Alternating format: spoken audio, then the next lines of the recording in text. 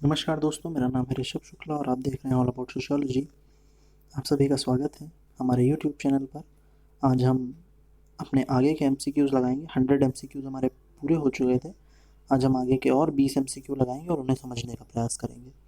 तो आइए बढ़ते हैं अपने पहले एमसीक्यू की तरफ, जो कि है, आप स्क्रीन पर देख रहे हैं। निम्नलिखित में से किसने रूपांतरण की प्रक्रिया की अवधि में समाज को 3 चरणों ईश्वर परक, तत्वमीमांसा और प्रत्यक्षवादिता, ये किसने बताया है कि जो समाज का उद्विकासीय क्रम होता है वो इन 3 चरणों के माध्यम से होकर के गुजरता है, ये आपको बताना है। आपके ऑप्शंस हैं August Comte, amyl Durkheim, George Simmel या फिर स्पेंसर। किसने ऐसा बताया कि उद्विकासी जो इवोल्यूशन प्रोसेस होता है वो 3 स्टेजेस के से होकर के गुजरता है? बिल्कुल सही, इसका जवाब है ऑगस्ट कॉम्ट।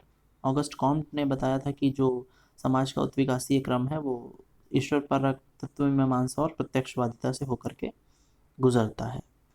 बढ़ते हैं अगले एमसीक्यू की तरफ, जो कि है कि किसने माना कि प्राकृतिक चयन की प्रक्रिया योग्यतम की उत्तरजीविता सामाजिक जगत में घटित हुई है? किसने बताया जो नेचुरल सिलेक्शन का जो लॉ होता है, जो लॉ ऑफ नेचुरल सिलेक्शन होता है, वो सोसाइटी में सर्वाइवल ऑफ द फिटेस्ट के तौर पर घटित होता है, और किसने सोसाइटी पर उसे इम्प्लीमेंट किया, ये आपको बताना है। किसने ऐसा बताया है कि प्राकृतिक चयन की जो प्रक्रिया है उसमें जो योग्यतम की उत्तरजीविता होती है वो सामाजिक जगत में होती है, ये किसने बताया है आपको बताना है। आपका ऑप्शन है August Comte, amyl Durkheim, George Simmel या फिर हर्बर्ट स्पेंसर। इसका सही आंसर है हर्बर्ट स्पेंसर। हर्बर्ट स्पेंसर ने बताया था कि जो सोसाइटी है वो सिंपल से कॉम्प्लेक्स की तरफ चलती है। यहाँ पे सबसे सिंपल रहता है स्ट्रक्चर, यहाँ पर सबसे कॉम्प्लेक्स स्ट्रक्चर हो जाता है। तो इसलिए जो सोसाइटी का विकास होता है वो हमेशा सरल से जटिल की ओर होता है और सिंपल टू कॉम्प्लेक्स की तरफ सोसाइटी चलती है। अगले प्रश्न की तरफ बढ़ते हैं, जो कि है कि किसके अनुसार निगरानी आधुनिक समाजों की एक विशेषता है? सर्विलांस सोसाइटी की बात किसने करी है? किसने बताया है कि निगरानी आधुनिक समाजों की एक विशेषता है? आपके ऑप्शन है Michel Foucault, Anthony Giddens, Goffman या हेबरमास। निगरानी आधुनिक समाजों की एक विशेषता है, ऐसा किसने बताया है, ये आपको बताना है। बिल्कुल सही, इसका सही आंसर है मिशेल फूको। मिशेल फूको ने जो बताया है कि जो आधुनिक समाज है उनमें निगरानी समाजों की, जो सर्विलांस सोसाइटी की बात करते हैं, जिसके लिए उन्होंने एक टर्म जून पैनोप्टिकॉन का भी यूज़ किया है, जैसे कि फूको के लेक्चर में बताया गया था। जून पैनोप्टिकॉन एक टर्म होता है जिसका मतलब होता है कि ऐसे देखने का एक ऐसा नज़रिया जहाँ से आप ऊपर से लगा करके नीचे तक एक सेटिंग में देख सकते हैं, एक बार में आप पूरे उसका निगरानी कर सकते हैं। आगे बढ़ते हैं अपने अगले प्रश्न की तरफ, जो कि है हमारा, भारत में कौन सा महानगर आर्थिक रूप से सबसे कम असमानताओं वाला है? कौन सा ऐसा शहर है भारत का जहां आर्थिक रूप से सबसे कम असमानताएं हैं?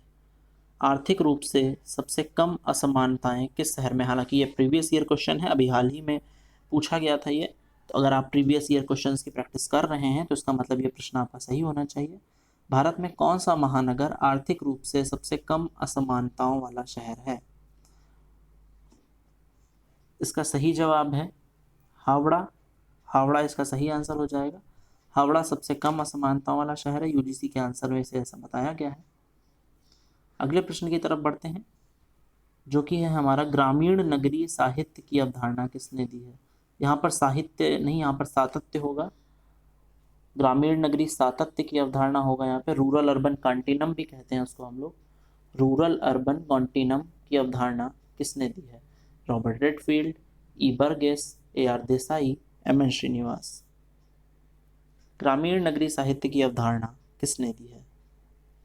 ग्रामीण नगरी साहित्य की जो अवधारणा है हमारी रूरल अर्बन कॉन्टिनम की, वो रॉबर्ट रेडफील्ड बताते हैं।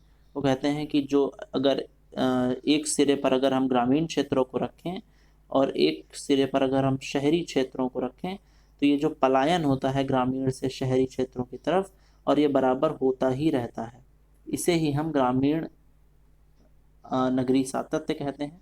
रूरल अर्बन कॉन्टिनम कहते हैं। और कई बार ये शहर से भी कुछ लोग गांव आते हैं और गांव से भी कुछ लोग शहर आते हैं, तो इसे रूरल अर्बन कॉन्टिनम कहा जाता है। जो ग्रामीण और नगरीय शहरों या ग्रामीण क्षेत्रों और नगरीय क्षेत्रों के बीच की जो अंतरक्रिया होती है, इसे हम ग्रामीण नगरीय सातत्य के नाम से जानते हैं। अगले प्रश्न की तरफ बढ़ते हैं। निम्न में से किसमें ऐसी कौन सी विधि है, इन सारे ऑप्शंस में से देख करके बताइए, निम्न में से किसमें अत्यधिक सुपरिचितता के कारण प्रेक्षण की तीव्रता गंवाने की आशंका रहती है। इसका मतलब यह है कि निम्नलिखित में से ऐसा कब होता है, इसे किस ऑप्शन में ऐसा होने की संभावना होती है जिसमें कि हम ज़्यादा क्लोज होते हैं अपने उत्तरदाता से, जिसकी वजह से जो हमारा रिसर्च है, जिसकी वजह से जो हमारा अनुसंधान का जो रिजल्ट निकलना होता है वो कई बार सही नहीं निकलता है। साक्षात्कार विधि में ऐसा होता है, प्रश्नावली में होता है, सहभागी अवलोकन या फिर प्रेक्षण विधि, आपको बताना है। साक्षात्कार विधि interview method, questioner method, participant observation या फिर प्रेक्षण विधि। इसका सही आंसर हो जाएगा सहभागी अवलोकन, क्योंकि सहभागी अवलोकन में जो शोधकर्ता होता है वो उत्तरदाता की ही कम्युनिटी में जाकर के बस जाता है और उसी की कम्युनिटी में वो रहता है, और जिसके कारण वो उससे बहुत अधिक सुपरिचितता के कारण उससे उसको लगाव हो जाता है भावनात्मक, जिसकी वजह से वो उसमें जो रिसर्च होती है उसकी तीव्रता कई बार खराब हो जाती है। कई बार रिसर्च में जो एक्यूरेट रिजल्ट होता है, जो रिजल्ट की एक्यूरेसी होती है, वो कई बार कम हो जाती है। अगले प्रश्न की तरफ चलते हैं। एक पंक्ति में जो कि है, एक पंक्ति में कुछ मान इस तरह से लगाए गए हैं कि आधी मदें उसके ऊपर हैं और आधी मदें उसके नीचे हैं। मदों का मतलब होता है वैल्यूज, हिंदी में जो वैल्यूज को हम लोग मद कहते हैं। एक पंक्ति में एक हमारी जो लाइन है, एक जो हमारी ये टेबल अगर हम ऐसे बनाएं, ये जो इस तरह से अगर हमारी टेबल बनेगी, तो हम मान लें कि इसमें से आधी जो मदें हैं वो इसके ऊपर हैं और आधी मदें इसके नीचे हैं, तो ये जो बीच की वैल्यू होगी ये क्या कहलाएगी, ये पूछ रहा है। एक पंक्ति में मान इस तरह का है कि आधी मदें ऊपर हैं और आधी वैल्यूज नीचे हैं, तो इस मान को हम क्या कहते हैं? बिल्कुल सही जवाब, इस मान को हम लोग माध्यिका मानते हैं, माध्यिका कहते हैं मीडियन वैल्यू जो कि उसके बीच में होती है, उसे हम मीडियन कहते हैं।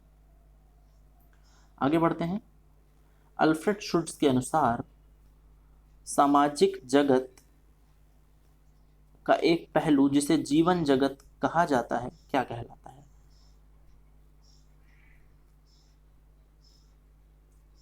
अल्फ्रेड शुट्ज के अनुसार सामाजिक जगत का एक पहलू जिसे जीवन जगत कहा जाता है क्या कहलाता है?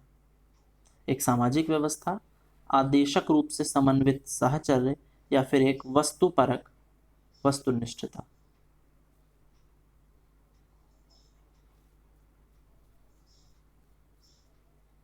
इसका जो सही आंसर है वो हमारा वस्तुपरक वस्तुनिष्ठता हो जाएगा, जिसकी वो इंटर सब्जेक्टिव वर्ल्ड की बात करते हैं, अंतर वस्तुनिष्ठता की, अंतर व्यक्ति निष्ठता की, इंटर सब्जेक्टिव वर्ल्ड जिसको इंग्लिश में बोलते हैं inter subjective world. Inter subjective world में जैसे वो सोसाइटी कहते हैं जिसकी की विशेषता इंटर सब्जेक्टिविटी भी बताते हैं वो।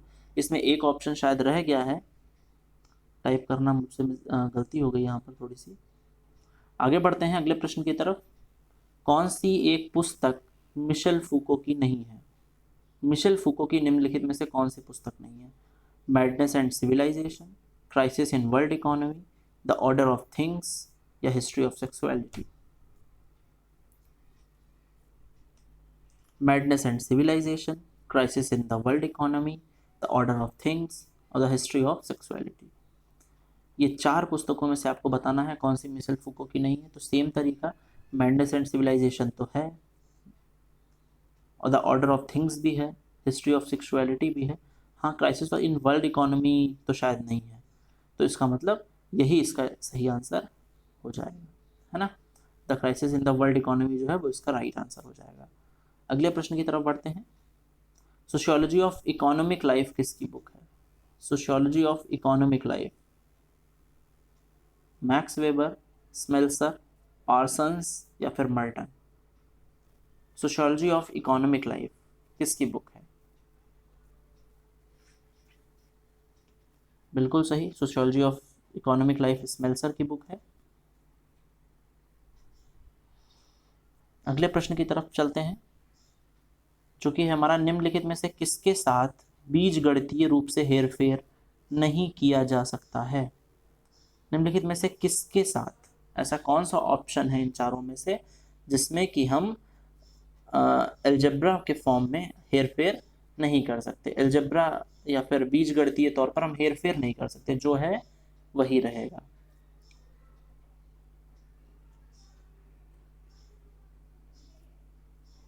इसका सही ऑप्शन है बहुलक। बहुलक इसका राइट आंसर है। अगले प्रश्न की तरफ बढ़ते हैं।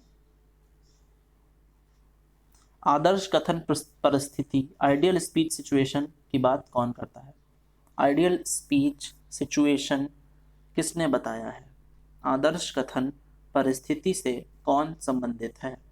दरिदा, अल्थूजर, मिशेल फूको या फिर ह्यूगेन हेबरमास।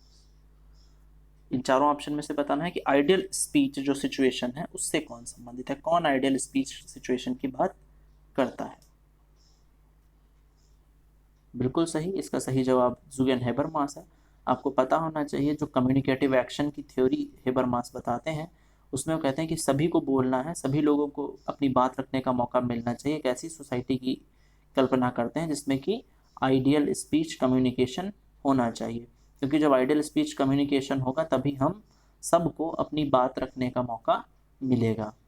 वरना अगर हम अच्छा या आदर्श कथन परिस्थिति जिसको हम लोग कह रहे हैं, अगर हम लोग अच्छा बोलने के चक्कर में रहेंगे तो फिर हम लोग को सोचना पड़ेगा और हम लोग बनावटी हो जाएंगे। जिस वजह से हेबरमास कहते हैं कि हम सबको बोलना चाहिए, सभी को बोलने की अनुमति सोसाइटी में मिलनी चाहिए। बढ़ते हैं अगले प्रश्न की तरफ, जो कि है वह उपागम जो विभिन्न जातियों के लोगों की अधीनता की दशाओं के माध्यम से समाज को समझता है। कई सारे लोग जो हैं उनकी अधीनता, जो समाज के जो निम्न तबके के लोग हैं या समाज के जो वंचित लोग हैं, वो उन्हें उस किस उपागम से समझा जा सकता है, ये आपको बताना है। निम्नलिखित में से कौन सी अप्रोच ऐसी है जो कि निम्न वर्ग के लोगों को या अधीन अधीन लोगों को, जो किसी के अधीन है, उन्हें कैसे वो समझता है। Indological approach, civilization perspective, subaltern perspective या फिर संघर्षवादी उपागम, कॉन्फ्लिक्ट पर्सपेक्टिव। बिल्कुल सही, इसका सही जवाब है अधीनस्थ उपागम। अधीनस्थ उपागम में हम नीचे से ऊपर की तरफ देखते हैं और निम्न तबके के जो लोग हैं उनके बारे में हम लोग समझने का प्रयास करते हैं। अगले प्रश्न की तरफ बढ़ते हैं। सॉरी, इसका ऑप्शन में लिखना शायद भूल गया हूँ। 2011 की जनगणना के अनुसार ये बताइए, 2011 की जनगणना के अनुसार भारत में कितने महानगर हैं। 2011 की जनगणना के अनुसार भारत में कितने महानगर हैं। 35, 43, 53 या फिर 51। अकॉर्डिंग टू 2011 सेंसस कितने महानगर भारत में हैं, मेट्रोपॉलिटन सिटीज कितनी हैं। 35, 43, 53 या फिर 51। ये भी PYQ है, प्रीवियस ईयर में पूछा गया है। इसका सही जवाब है 53। 53 महानगर हैं भारत में 2011 की जनगणना के अनुसार। आगे बढ़ते हैं। वैश्वीकरण में किसने नेटवर्क सोसाइटी को महत्व दिया है। नेटवर्क सोसाइटी की बात किसने करी है। इमैनुअल कैसल, जिगमंड बॉमेन, हेबरमा या फिर उल्रिक बेक। नेटवर्क सोसाइटी की बात किसने करी है। इमैनुअल कैसल ने, जिगमंड बॉमेन ने, हेबरमास ने या फिर उल्रिक बेक ने। बिल्कुल सही, इसका सही जवाब है इमैनुअल कैसल। इमैनुअल कैसल ने द इंफॉर्मेशनलिज्म कैपिटलिज्म की बात करी है। इंफॉर्मेशन कैपिटलिज्म में सूचना परक पूंजीवाद की। जिगमंड बॉमेन ने होलोकास्ट और लिक्विड मॉडर्निटी बताई है। हेबरमास ने मॉडर्निटी को एक अधूरा प्रोजेक्ट माना है, एक अधूरी परियोजना माना है।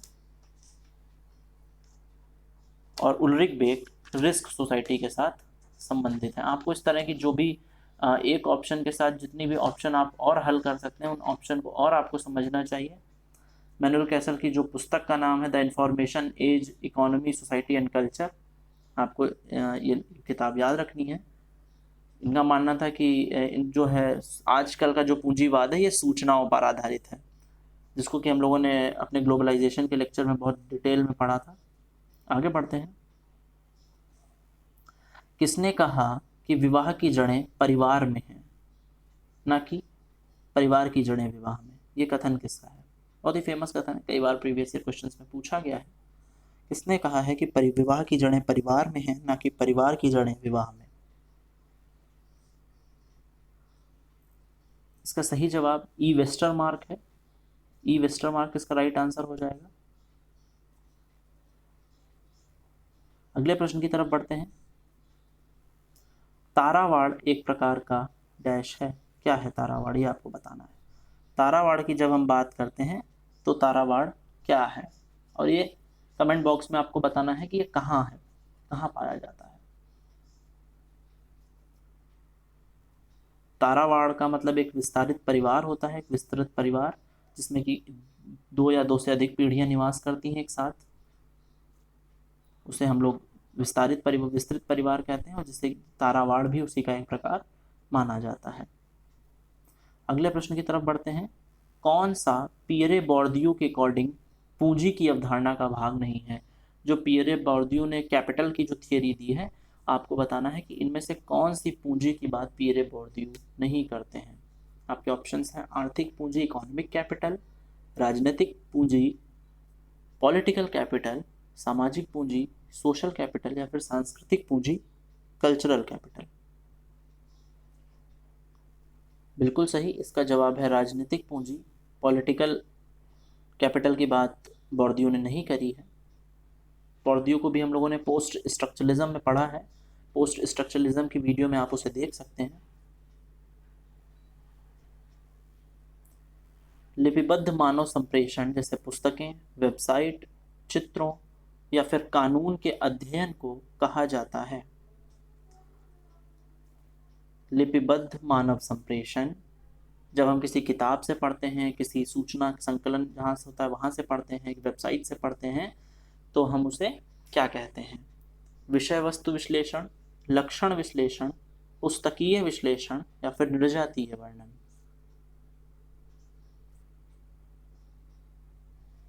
बिल्कुल सही, इसका सही जवाब है विषय वस्तु विश्लेषण। कंटेंट एनालिसिस इसको हम लोग कहते हैं। कंटेंट एनालिसिस होता है जिसमें कि हम किसी प्रकाशित किताब, पत्रिका, इनके माध्यम से इसे समझने के प्रयास करते हैं, जिसे कि हम लोग कंटेंट एनालिसिस कहते हैं। तो ये थे हमारे आज के 20 प्रश्न। इसके अलावा भी हम लोग और प्रश्नों को भी लगाएंगे कल। आज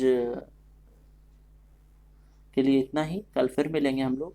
ये जो ऑप्शन हम लोगों का रह गया है, ये प्रश्न, इसको हम लोग कल लगा लेंगे कि कौन सा राज्य अपनी कुल आबादी के हिस्से के रूप में भारत की जनसंख्या वृद्धि की प्रतिशतता में सर्वाधिक योगदान करता है। हालांकि अगर आप लोग इसको लगाना चाहें तो मैं इसके ऑप्शन आप लोगों को बता सकता हूँ, आप इसको बताइए, खैर कमेंट बॉक्स में कर लेते हैं आज ही। कौन सा राज्य अपनी कुल आबादी के हिस्से के रूप में भारत की जनसंख्या वृद्धि की प्रतिशतता में सर्वाधिक योगदान करता है? प्रश्न को समझना है। इसके ऑप्शन हैं आपके यूपी, बिहार, महाराष्ट्र, या फिर वेस्ट बंगाल।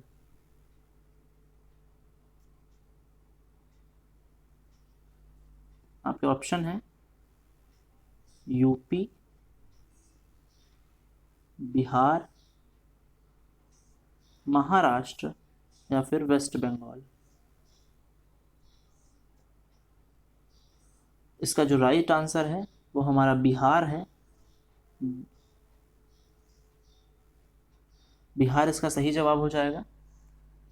बिहार की जो कुल आबादी है वो भारत में सर्वाधिक प्रतिशतता का योगदान है, क्योंकि बिहार में की जो आबादी है वो सर्वाधिक है।